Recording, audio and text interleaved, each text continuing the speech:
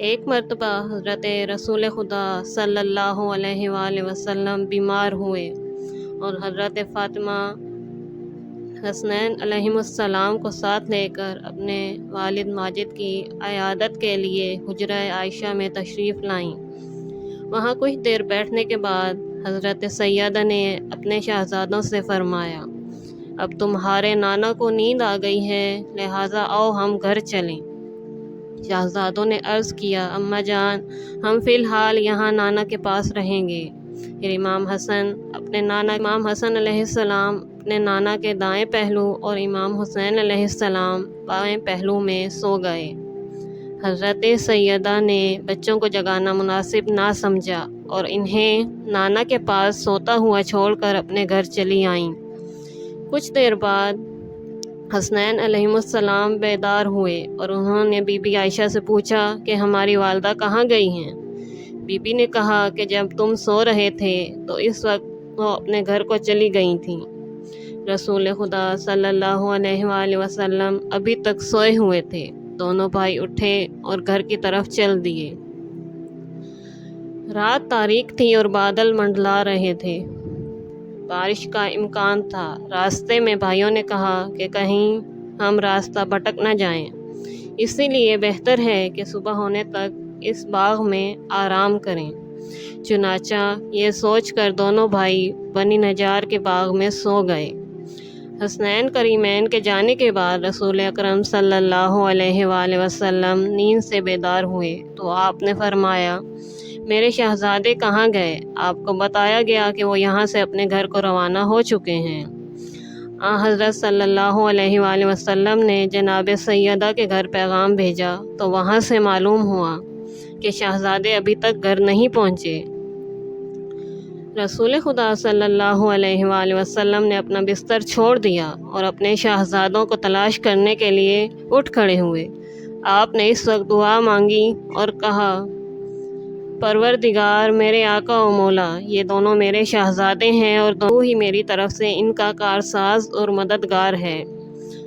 بہرحال حضرت جب باہر آئے اور آپ کی جبین مبارک سے نور نکلا اور آپ اسی نور کی شعاؤں میں سفر کرتے ہوئے بنی نجار کے باغ میں پہنچے، اور جب آپ باغ میں داخل ہوئے تو آپ صلی اللہ علیہ وآلہ وسلم نے دیکھا کہ دونوں بھائی ایک دوسرے کے گلے میں باہیں ڈالے سوئے ہوئے تھے، جبکہ اس رات بارش بھی برس رہی تھی اور جہاں دونوں شہزادے سوئے ہوئے تھے وہاں بارش کا ایک قطرہ بھی نہیں گرا تھا۔ حضرت نے ایک اور عجیب منظر دیکھا۔ ایک بہت بڑا سانپ جس کے 2 پر تھے اور اس کے جسم پر بال تھے، اس نے دونوں بچوں پر اپنے پر پھیلا رکھے تھے۔ نبی اکرم صلی اللہ علیہ وآلہ وسلم باغ میں داخل ہو کر تھوڑا سا کھانسے۔ سانپ نے جیسے ہی آپ کی آواز سنی تو وہ بچوں سے دور ہو گیا اور اس نے خالص عربی میں کہا، پروردگار تو گواہ رہنا اور میرے رب کے ملائکہ تم بھی گواہ رہنا کہ میں نے تیرے نبی کے شہزادوں کی حفاظت کی ہے اور میں نے انہیں صحیح سالم تیرے رسول کے سپرد کر دیا ہے۔